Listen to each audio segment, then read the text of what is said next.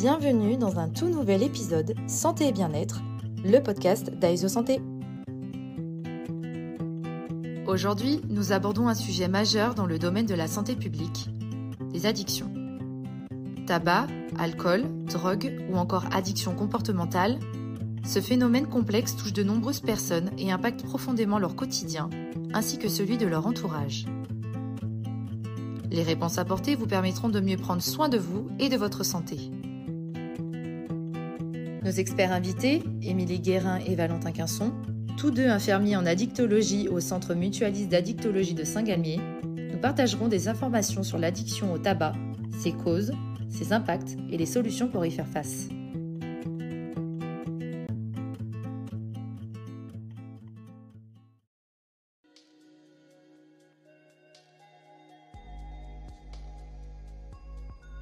Madame Guérin, Monsieur Quinson, merci d'avoir répondu à cette invitation.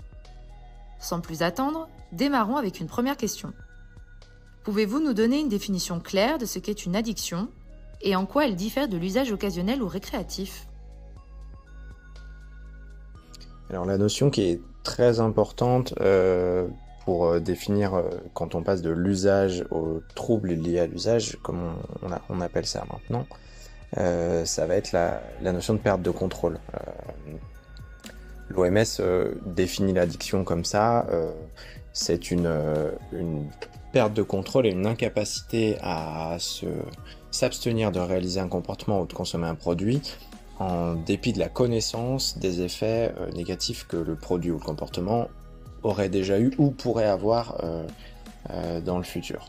Donc ce qu'on retient, c'est vraiment cette idée de perte de contrôle et de compulsion aussi, d'une envie qui serait irrépressible, très forte, et dont on a beaucoup de mal à se défaire. C'est d'ailleurs ce qu'on appelle le craving, c'est ce besoin quasi impérieux de réaliser, de consommer. Je crois que c'est important de parler de cette notion de perte de contrôle parce que on a tendance familièrement à parler de mauvaises habitudes. C'est un truc qu'on entend beaucoup, notamment par le tabac. Là, on parle un petit peu de tabac, on parle de tout, mais on parle aussi du tabac, et c'est souvent quelque chose qu'on entend. Il faut avoir en tête que la consommation de tabac, comme plein d'autres problématiques addictives, ce sont des pathologies, et c'est pas quelque chose dont on se défait simplement en changeant une habitude, tout simplement. Je pense qu'on va y revenir beaucoup là dans les prochaines questions.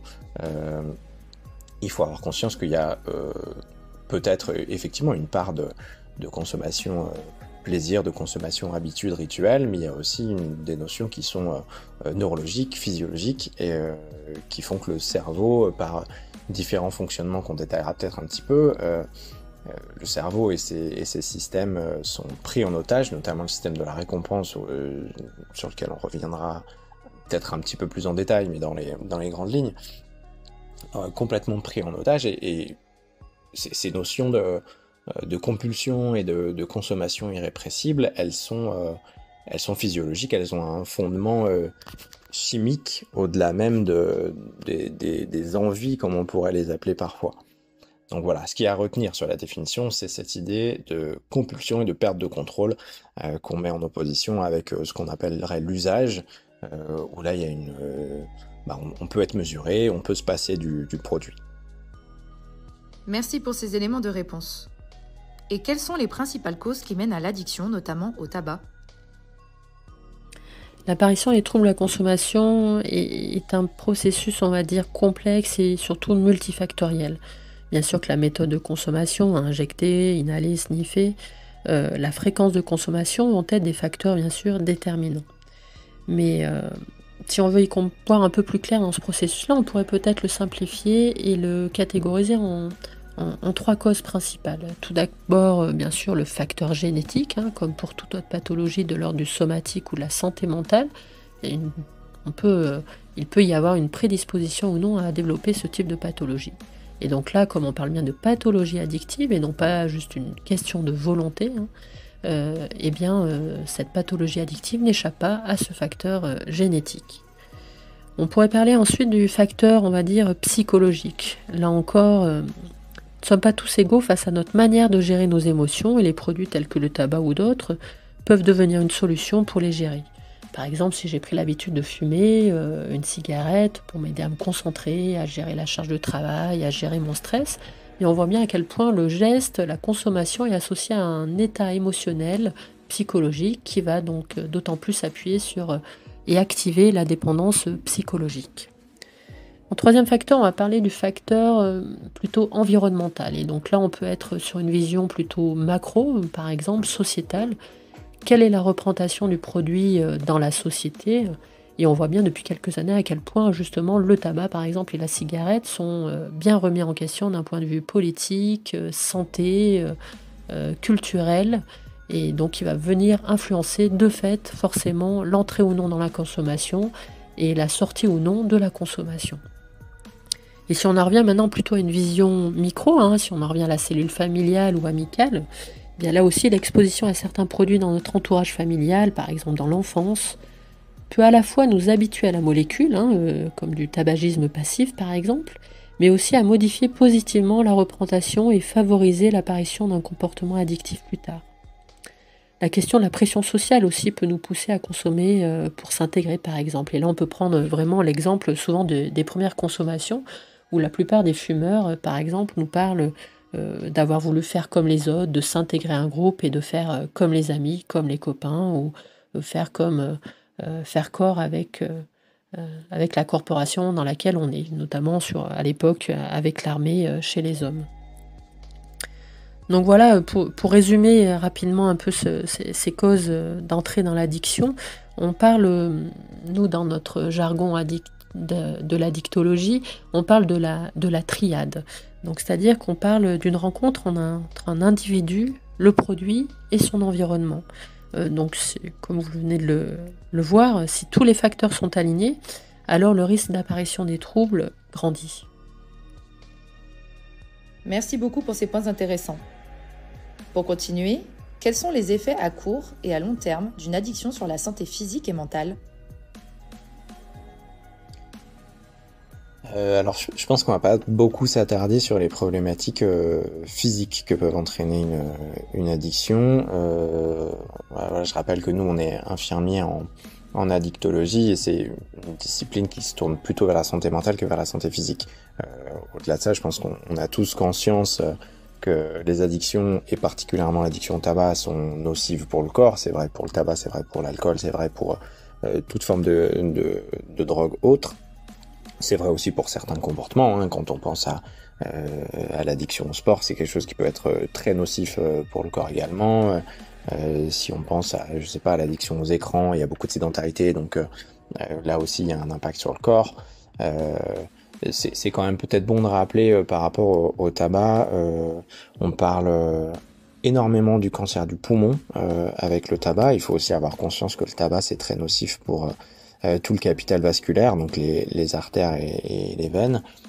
C'est mauvais aussi pour la vessie, c'est mauvais pour la gorge, pour la bouche, parce que facteur de risque cancer notamment.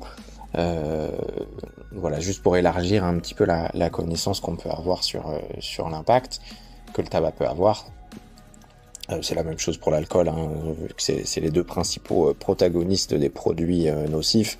L'alcool, il n'a pas un effet que sur le foie, il a un effet très néfaste sur tout le système digestif et tout le conduit digestif de la bouche aux intestins. Après, nous, ce qui nous intéresse, comme je le disais tout à l'heure, ça va être beaucoup aussi l'aspect émotionnel. Comme on l'a cité un peu plus tôt, une problématique addictive, un trouble de l'usage, c'est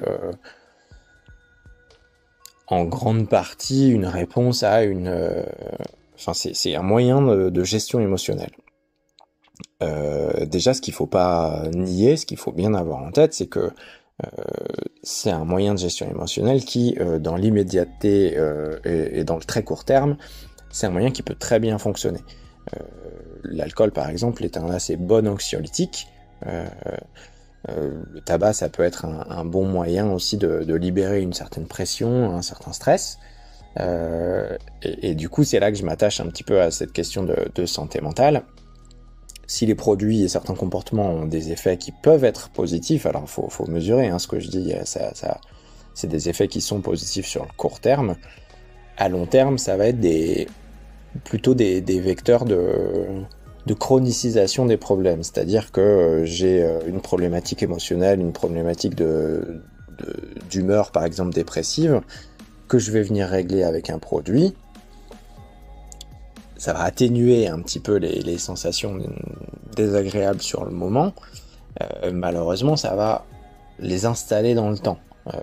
L'alcool, tout particulièrement, il va avoir cette tendance-là à maintenir un état dépressif, voire à l'aggraver, voire même à le créer, hein, s'il n'est pas là, quand c'est des consommations qui sont festives et beaucoup trop régulières. Il peut y avoir des phénomènes de fléchissement de l'humeur sur des consommations d'alcool trop répétées. Pour en venir au tabac, il y a un truc qui est un peu à la fois amusant et un peu triste, c'est que le tabac étant un produit qui est très addictogène, la nicotine, hein, on parle de la nicotine quand on parle du tabac qui rend addict, c'est la molécule qui rend addict, c'est la nicotine. Et ça va donner un effet de stress assez important quand il y a un phénomène de manque. Et du coup, souvent, ce qu'on observe, c'est que je suis très stressé, donc je vais fumer, je suis moins stressé. En réalité, ce qui s'est passé en grande partie, c'est que j'ai été stressé par le manque, donc j'ai consommé, j'ai eu de la nicotine, je suis moins stressé. Mais ce qu'on va associer à ça, c'est que la cigarette, le tabac, la nicotine m'a déstressé. Voilà. Donc c'est amusant de constater, on parlait de prise d'otage un petit peu tout à l'heure, c'est amusant que, bah voilà, là on est pile poil dedans, quoi. Donc voilà, les produits, et on parle des produits, mais voilà, je citais le sport et l'addiction aux écrans, c'est vrai pour tout, hein, ça va avoir tendance à enfermer un petit peu dans un schéma où, si au début ça peut être une solution très court-termiste mais assez efficace, ça va installer le problème dans la longueur. Donc c'est ça l'impact très important sur la santé mentale, c'est que ça va installer une humeur dépressive ou voilà, une sorte d'immobilisme. Par exemple, enfin voilà, avec le cannabis, c'est un truc qu'on observe beaucoup, le syndrome qu'on appelle le syndrome amotivationnel, où il n'y a plus d'entrain, quoi, il n'y a plus de volonté à se mettre en mouvement. Alors que le cannabis, c'est souvent utilisé d'abord comme anxiolyse, comme somnifère, parce qu'il y a un petit truc qui va pas, et du coup on vient chercher un peu ce produit, et ensuite on se retrouve dans cette boucle-là, on se retrouve un peu piégé, quoi. Passons à une 4e question. Quelles sont les différences entre les diverses formes de consommation de tabac, cigarettes, cigares ou encore tabac à chiquer, en termes d'addiction et de risque pour la santé ? Finalement, en termes d'addiction, les différentes formes de consommation de tabac ne sont pas si différentes, puisque le produit étant toujours le tabac et la nicotine. Ce qu'il faut bien comprendre, c'est que la dépendance est principalement due à la nicotine, qui agit directement sur le cerveau et qui vient donc en modifier son fonctionnement. Donc s'il y a bien un truc à retenir, c'est qu'il n'y a pas de forme de tabac sans risque d'addiction. Ce qui va changer après, c'est peut-être la concentration en tabac, en nicotine. Par exemple, sur un cigarillo, un cigarillo équivaudrait à 4 cigarettes industrielles. Un cigarillo, c'est vraiment une forme de tabac compressé avec différentes couches de feuilles de tabac, et donc la concentration à tabac est bien plus importante. Pour l'exemple du joint aussi, qui est mélangé généralement avec du tabac, on parle d'équivalence d'un joint avec 7 cigarettes industrielles. Après, tout dépend bien sûr comment on roule, mais ne pas minimiser ce potentiel addictif au tabac en dehors de la molécule cannabinoïde. Pour l'exemple de la chicha aussi, qui est très répandue chez les jeunes, il y a bien dans la substance utilisée dans la chicha, le tabamel, un mélange de tabac, de mélasse et d'essence chimique de fruits. Et donc là aussi, le potentiel addictif impact sur la santé addictive et santé physique est bien présent. On parle d'ailleurs une séance de chicha équivaudrait à la consommation de 40 cigarettes, ce qui est non négligeable, avec la présence aussi, comme toute forme de tabac, la présence d'éléments de particules fines et d'éléments toxiques, comme on le sait généralement, mais aussi dans la chicha. Si on en revient à la cigarette industrielle, malgré tout, parmi toutes ces formes de consommation, elle reste identifiée comme la forme la plus addictive, en raison de sa conception qui favorise une inhalation très rapide et profonde de la fumée. La cigarette industrielle a aussi un phénomène de tolérance très importante. Alors le terme de tolérance, dans notre jargon d'addictologie, il correspond à la capacité d'un individu à s'habituer à un produit. Ce qui fait que voilà, dans la cigarette, eh bien, la personne va très rapidement s'habituer et va donc devoir augmenter la fréquence de ses consommations pour en obtenir le même effet. Donc ça prend très rapidement au piège la personne dans son processus addictif.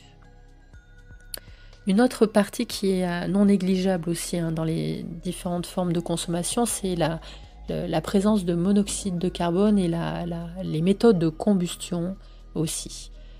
Lorsqu'on brûle du tabac, et notamment dans la cigarette industrielle ou dans la cigarette roulée, eh bien, il y a la production de monoxyde de carbone, ce qui fait que la personne ne s'oxygène plus du tout de la même manière qu'une personne non fumeuse, par exemple. Ce qui fait que ça va avoir un impact direct sur la santé. Tous les organes sont moins bien nourris en oxygène et donc forcément sont impactés dans leur processus de santé. Voilà ce qu'on peut dire un peu sur les différentes formes. On pourrait aller encore plus loin sur chaque spécificité de chaque produit, des méthodes de combustion, de concentration en nicotine. Mais bon, voilà, comme je vous le disais tout à l'heure, la chose à retenir, c'est qu'il n'y a pas de forme de tabac sans risque en termes d'addiction, mais aussi en termes de santé en général, physique, psychologique, physiologique. Nous vous remercions pour cette réponse approfondie. Et pourriez-vous nous dire quelles sont les méthodes de traitement les plus efficaces actuellement disponibles pour aider une personne à se défaire de son addiction au tabac ? Alors, pour ce qui est des méthodes de traitement, je pense que si on parle du tabac, on a quand même on va dire qu'on a une chance quand même d'avoir des traitements de substitution à la nicotine. Donc, c'est très connu, les patchs, les pastilles, les gommes, les choses comme ça, qui vont pouvoir combler le besoin, le manque de nicotine. Donc, en gros, l'idée, c'est qu'on enlève soit soudainement, soit progressivement les cigarettes et on le remplace par de la nicotine. Il y a un peu ces deux écoles-là. Soit j'arrête d'un coup, soit j'arrête progressivement. J'en profite pour le glisser. Nous, on a un peu tendance à favoriser vers auprès des gens qui viennent nous voir, une méthode d'arrêt plus progressive parce que ça permet de tester un petit peu, d'une part, la substitution, comment ça fonctionne, et puis d'autre part aussi la frustration, comment je la supporte et comment je vais faire pour la gérer à l'avenir. Donc ça, c'est pour la partie très physiologique, très médicale de la question, parce que comme on l'a vu un peu plus tôt, le tabac, c'est pas juste de la nicotine. Il y a aussi tout l'aspect psychologique, quel attachement j'ai au produit, à quoi il me sert, qu'est-ce qui vient combler, à quoi il vient répondre dans ma journée et dans ma vie en général. Ça, le patch, il va pas régler ce problème-là. C'est pour ça que parfois on sait qu'il y a un discours très réfractaire à l'égard des traitements de substitution. On a des patients qui nous disent le patch, ça sert à rien.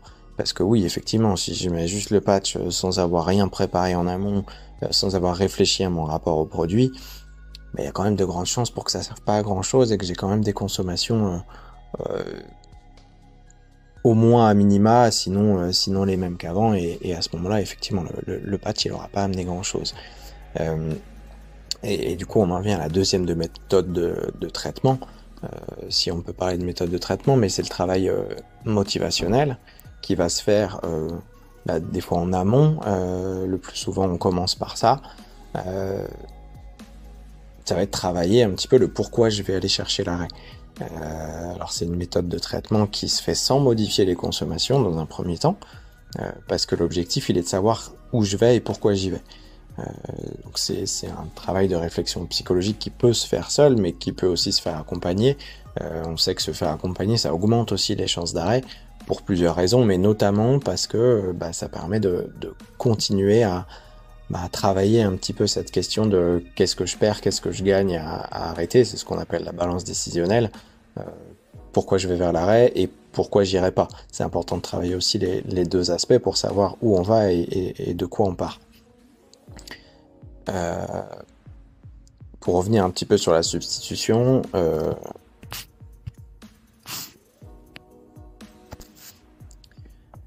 une fois qu'on a fait ce travail motivationnel, ce travail de réflexion, on peut entamer alors si on parle toujours du tabac, pour se fixer là-dessus, on peut entamer un traitement de substitution nicotinique. Ça n'empêche pas de continuer un travail motivationnel, un travail de réflexion tout du long de la prise en charge, parce que l'avantage qu'on a à avoir une substitution, c'est qu'on n'a pas les phénomènes de manque. Alors, de manque physique, hein, j'entends, parce que, comme on disait tout à l'heure, le manque psychologique, il peut être là quand même. Mais en supprimant le manque physique, on a déjà les sensations désagréables qu'on peut avoir au sevrage, du type insomnie, stress, anxiété, ce genre de choses qui vont être peu, voire pas présents. Et en plus de ça, on sait que les fumeurs qui cherchent à arrêter, il y a très souvent une crainte de prise de poids. Cette prise de poids, elle est très souvent due, sinon exclusivement, à une compensation par les quantités de nourriture. Ce qui fait que quand on va apporter suffisamment de nicotine, on supprime ce phénomène-là de compensation parce qu'on n'a rien à compenser. Et ensuite, l'objectif, il va être de diminuer tout doucement cet apport en nicotine pour que le corps se rende, entre guillemets, pour dire les choses grossièrement, pour que le corps se rende pas compte de ce qu'on est en train de lui enlever, tellement on l'enlève doucement sur plusieurs mois. Donc c'est un traitement qui peut être un peu parfois fastidieux parce que c'est un traitement qui est quotidien et on s'engage quand même sur plusieurs mois de traitement. Mais l'idée, elle est que à terme, on ait un arrêt qui soit durable et qui n'ait pas été fait dans la souffrance. Et après, on peut rajouter à tout ça un petit peu de ce qu'on appelle la TCC, la thérapie cognitivo-comportementale, où on va venir agir directement sur le comportement, avec des choses comme ce qu'on appelle les stratégies, qui sont en gros, qu'est-ce que je fais si j'ai une envie qui arrive ? Donc on va essayer de s'attacher à dans quelle situation je peux avoir une envie pour pouvoir préparer un petit peu une sorte de petite boîte à outils dans laquelle on va pouvoir venir piocher. Il y a des choses qui sont très connues, un peu toutes bêtes, mais on entend souvent parler de boire un grand verre d'eau. Ce qu'on peut conseiller effectivement, parce que c'est pas uniquement de l'occupationnel, c'est aussi apporter une sensation corporelle. C'est-à-dire que le corps il va réclamer quelque chose quand il réclame de la nicotine ou quand il réclame une cigarette, parce qu'il peut y avoir ces deux aspects-là, soit je suis en manque, à ce moment-là je peux gérer avec le substitut, soit j'ai besoin de combler autre chose, un moment de vide ou un état émotionnel un peu compliqué ou peu importe. Toujours est-il que le corps il réclame quelque chose et l'idée ça va être de lui donner autre chose pour combler l'envie. Donc l'idée du verre d'eau c'est plutôt un bon exemple. Parce que le corps il va réclamer une cigarette et on va lui donner un verre d'eau bien frais pour apporter une sensation un peu vive, un peu forte. Alors le but c'est pas d'aller avaler du thé brûlant, c'est pas de se faire mal, mais juste d'avoir quelque chose de suffisamment fort pour un peu détourner l'attention du cerveau et que l'envie puisse passer. On parlait un peu plus tôt de craving, c'est un peu dans ces moments-là que les stratégies elles deviennent intéressantes. Un craving ça dure 15 minutes et en gros c'est le maximum de temps que ça peut durer.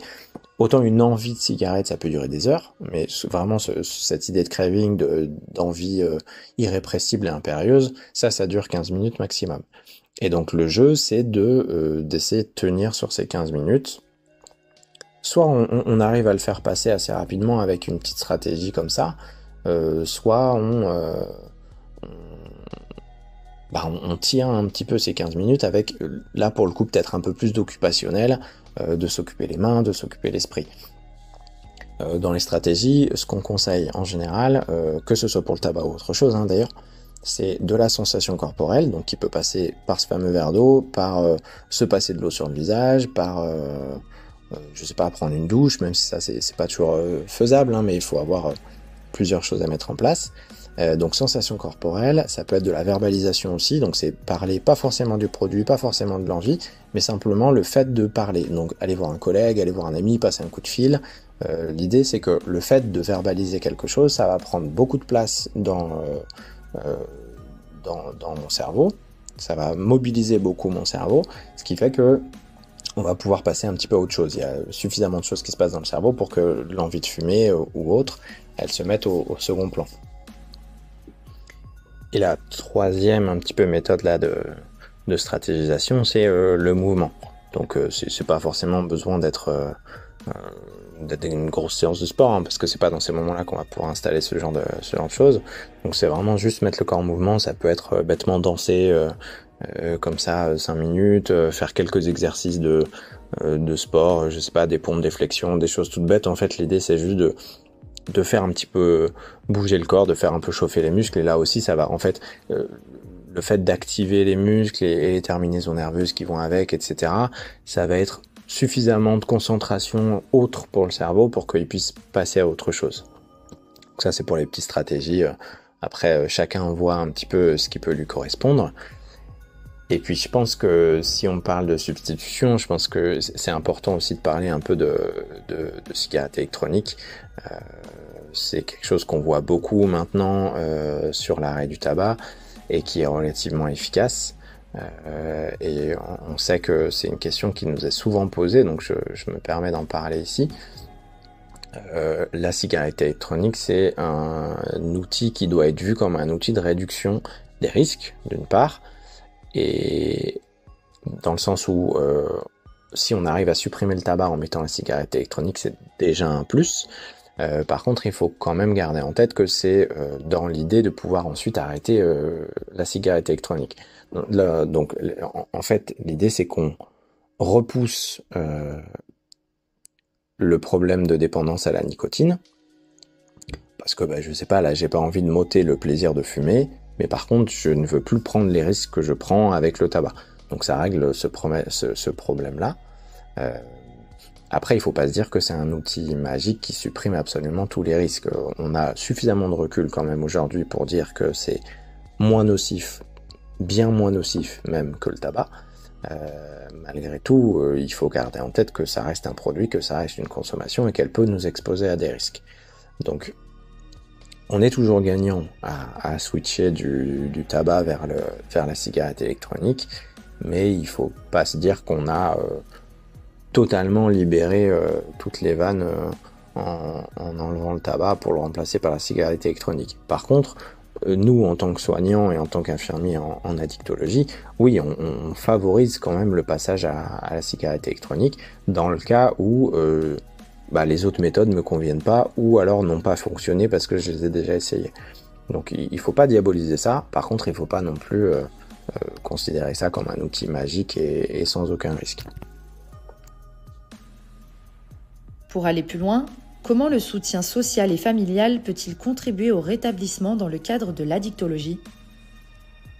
Oui, effectivement, la question du lien social et familial est déterminant en addictologie et en tabacologie. Quand on est tête baissée dans la problématique, enfermé dans nos propres ruminations, notre peur de l'échec, la pression qu'on se met tout seul, bien parfois on a du mal à trouver des solutions, la motivation. J'ai envie d'utiliser un peu la métaphore de l'apprentissage de la conduite. On est obligé de regarder droit devant soi, vers l'horizon, ou comme quand on apprend à marcher d'ailleurs. Et on est obligé de regarder autour de soi. Et bien là, c'est pareil en fait en addictologie, en tabacologie. Regarder autour de soi, c'est aussi retrouver des ressources à l'extérieur et des solutions parfois à l'extérieur. Donc c'est en ça que le soutien social, familial, amical est bien sûr déterminant.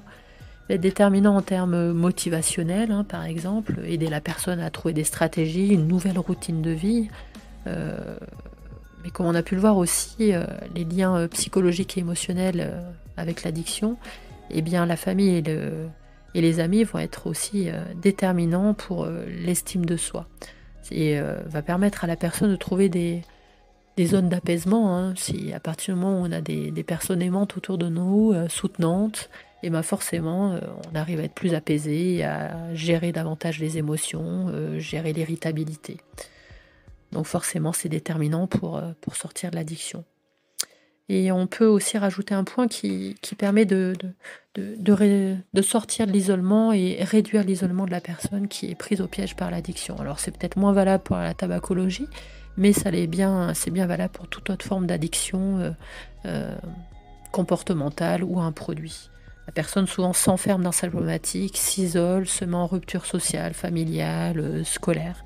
Et donc là, bien sûr que le lien social, familial est déterminant pour sortir de cet enfermement et de ne pas finir de s'enfoncer dans la problématique addictive et donc de dépression ou de difficultés psychologiques. Donc voilà, les ingrédients principaux sont bien sûr l'empathie, le soutien, l'écoute. Et donc se méfier bien sûr de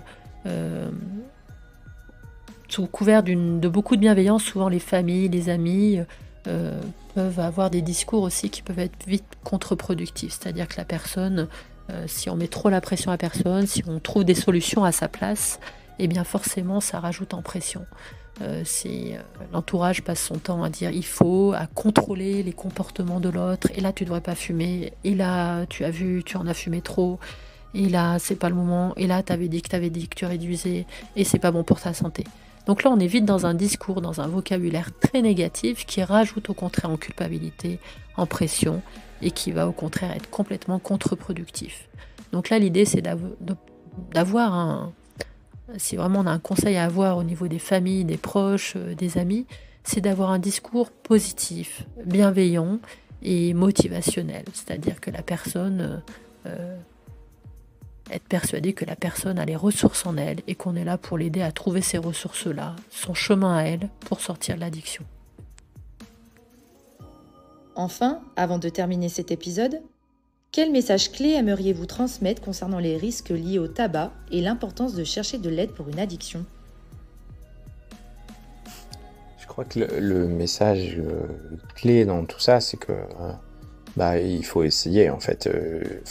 Je crois qu'on perd jamais rien à essayer d'arrêter ou au moins modifier un comportement, une consommation. Ce qui bloque souvent les gens dans une tentative d'arrêt, c'est la perspective d'échec. C'est pour ça que nous, on travaille énormément avec nos patients à déconstruire cette idée d'échec, en fait. Si j'essaye d'arrêter et que ça fonctionne pas, c'est pas un échec, en fait. J'ai juste engrangé un peu d'expérience. Il y a une métaphore qu'on aime bien, c'est la métaphore de l'entraînement, en fait. Si on part pour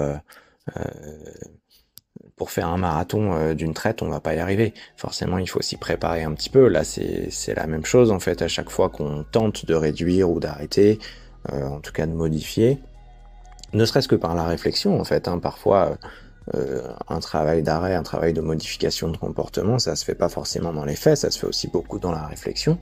Et parfois, même la réflexion, il y a un moment où on arrête de réfléchir, où ça devient trop compliqué, où on n'a plus envie de s'occuper de tout ça. C'est pas grave, la réflexion on la reprendra plus tard. Et c'est ça qu'il faut avoir en tête quand on prévoit ou qu'on réfléchit au moins à un arrêt, c'est que il n'y a pas d'échec en fait, il y a juste des tentatives qui marchent pas à tous les coups, mais on pourra ressortir les billes qu'on avait la dernière fois pour la prochaine. Il y a un truc dont on n'a peut-être pas beaucoup parlé aussi, c'est la notion de culpabilité. Ça va un peu dans le même sens, mais il faut vachement se défaire de la notion de culpabilité qu'on a à être consommateur et aussi à ne pas réussir à s'en sortir. D'une part parce que c'est une pathologie et qu'il faut avoir conscience qu'on n'est pas pleinement maître de tout ce qu'on fait, même si des fois c'est difficile de s'en rendre compte, mais il y a des phénomènes qui sont en jeu en nous, qui soient psychologiques et inconscients ou pas, ou même carrément physiologiques, qui font qu'on n'est pas les seuls décisionnaires de nos propres actions sur ces pathologies-là. Donc il faut avoir un petit peu d'indulgence envers nous-mêmes. Et du coup là, j'en profite pour parler aussi aux proches de consommateurs. Culpabiliser ses proches pour qu'ils arrêtent de consommer, c'est très contre-productif. Parce que très souvent, la culpabilité, elle entraîne des consommations. Et elle entraîne de l'immobilisme. Parce que si on me répète que c'est de ma faute si je consomme et que je fais rien pour m'en sortir, c'est pas très encourageant pour essayer de m'en sortir. Alors sauf si certaines personnalités qui sont suffisamment fortes et suffisamment, qui ont suffisamment d'esprit de contradiction pour aller à l'encontre de ça, mais la plupart du temps, ce qu'on remarque, c'est que ça a plutôt tendance à écraser sous la culpabilité les consommateurs. Faut avoir conscience aussi que c'est un cycle, toutes ces choses-là. Il arrive que, comme je le disais, il y a des périodes où on a beaucoup de motivation à faire les choses et d'autres on en a beaucoup moins. C'est un peu l'illustration du cycle où on va faire le tour et puis de temps en temps on va faire un peu demi-tour, etc. Et puis de temps en temps on saute un peu des étapes, on a l'impression que ça va super et qu'on peut aller à fond et puis en fait on s'écroule un petit peu.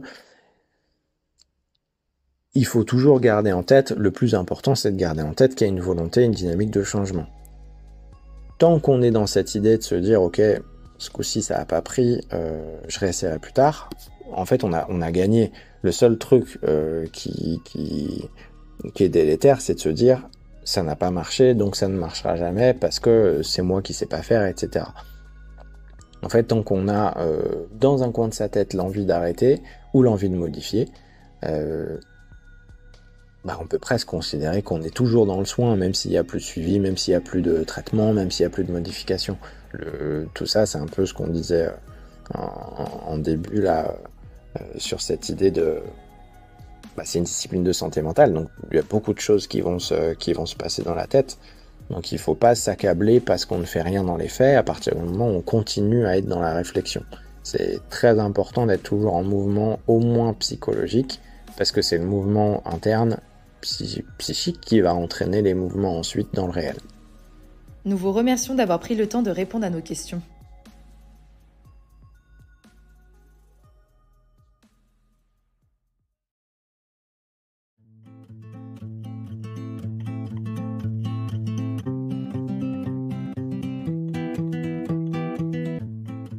Nous terminons cet épisode en vous remerciant de votre écoute. Nous vous encourageons à suivre ces conseils pour améliorer votre bien-être. Prenez action dès aujourd'hui pour une bonne santé. N'oubliez pas de vous abonner pour ne pas manquer nos futurs épisodes qui exploreront d'autres facettes de la santé et du bien-être. Si vous avez aimé cet épisode, faites-le savoir en le partageant à vos proches pour qu'ils puissent eux aussi profiter de ces informations précieuses. C'était Santé et Bien-être, le podcast d'Aesio Santé. Merci.